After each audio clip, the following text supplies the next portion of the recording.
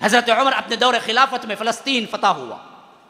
انہوں نے کہا کہ ہم جنگ تو نہیں لڑیں گے لیکن خلیفہ خود آئے تو ہم چابی دے دیں گے.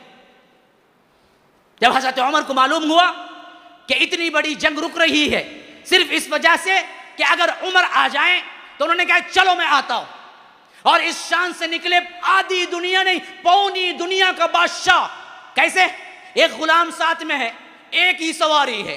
غلام سواری کرتا ہے تو یہ پیدل چلتا ہے، خلیفہ سواری کرتا ہے تو غلام پیدل چلتا ہے. پھٹے پرانے کپڑے، ایک خیمہ اور ساتھ میں کچھ کھانے کے لیے ستو پانی وغیرہ بس.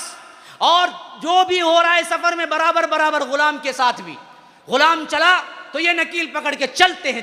غلام تو سراپا عجز ان کے سارے سے کہتا ہے امیر المومنین اللہ کے لیے مجھ پہ رحم کیجئے، آپ سوار ہو جائیے، میں چلتا رہوں گا. کہے کہ نہیں، تم بھی انسان ہو میں بھی انسان ہوں، اجر میں بھی چاہتا ہوں مجھے بھی اجر ملے تجھے بھی، تو میں کیسے تمہیں چھوڑ سکتا ہوں کہ تم ہی اجر لے کے جاؤ.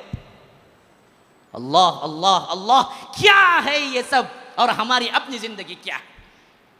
ایسے چلتے جب وہاں پہنچے تو باری غلام کی تھی. ہاں کیسے؟ فلسطین کے دروازے پہ پہنچے تو باری غلام کی تھی اور عمر نکیل پکڑے ہوئے تھے. نکیل پکڑے. وہاں کے پادریوں نے کہا کون ہے خلیفہ تمہارا؟ کہا کہ جو نکیل پکڑے ہوئے ہیں. تو بڑا پادری نے کہا کہ چلو ایک نشانی پوری ہو گئی. ایک نشانی پوری ہو گئی. پھر وہ بڑا پادری آیا، قریب پہنچا اور شرٹ کی قمیض نکال کے دیکھنے لگا. دیکھ کے کہا ہماری کتابوں میں تو جو لینے والا آئے گا اس کی قمیض پہ 7 پیوند لگے ہوں گے لیکن تمہارے تو 6 ہیں. کہا کہ ایک یہاں بغل میں ہے دیکھو. ذالک مثلہم فی التوراۃ ومثلہم فی الانجیل. عمر کے حلیے کے بارے میں خود انہوں نے تورات انجیل میں پڑھ رکھا تھا. انہوں نے کہا کہ ہماری کتابوں میں لکھا ہوا ہے فلسطین کی چابی وہ خلیفہ لے گا محمد کی امت میں صلی اللہ علیہ وسلم. جبکہ وہ آئے گا تو غلام سوار ہوگا اور یہ نکیل پکڑ کے کھڑا ہوگا. تو پادری نے کہا کہ چلو ایک نشانی پوری ہوئی.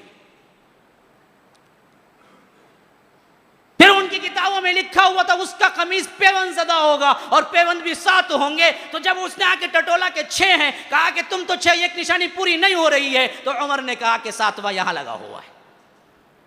وہ آ کے خاموشی سے کھلی چابی دے کے چلا گیا.